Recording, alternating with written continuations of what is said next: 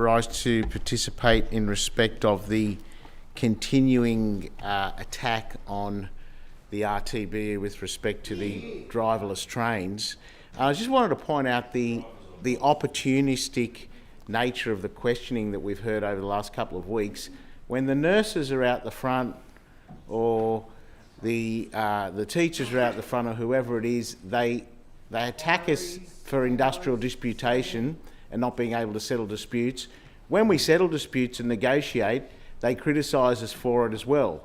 And this particular resolution of a dispute, which I would have thought you would have been happy with, resulted in extra staff on trains who are going to help people with disabilities, elderly people on and off trains, and they're actually able to manoeuvre the trains in the event that the remote system fails. These are driverless trains; they're not controlled by human beings. So it's actually not a bad idea to have extra staff on there in case something goes wrong. And then you bemoan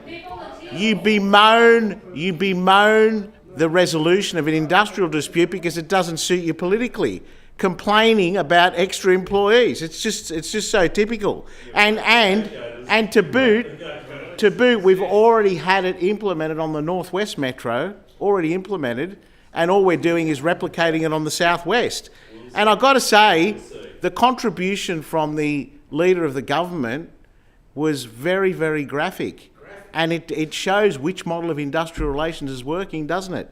I mean, let me repeat those figures. Industrial action under their adversarial attacking unions regime resulted in 154 times the lost hours to industrial action. In fact, in the 18 months prior to the March 2023 election, 907,789 work hours, nearly 1 million in the public sector, were lost to industrial action. That's under your watch, under your rule. Now, since coming to government, 5,860 hours have been lost to industrial action. So it is clear which model of industrial relations work.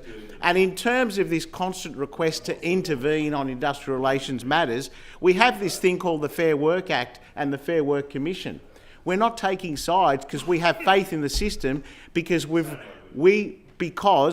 agree in the rule of law. Now, if your mob ever get into power federally, I suggest you make good on your promise and dismantle the Fair Work Act.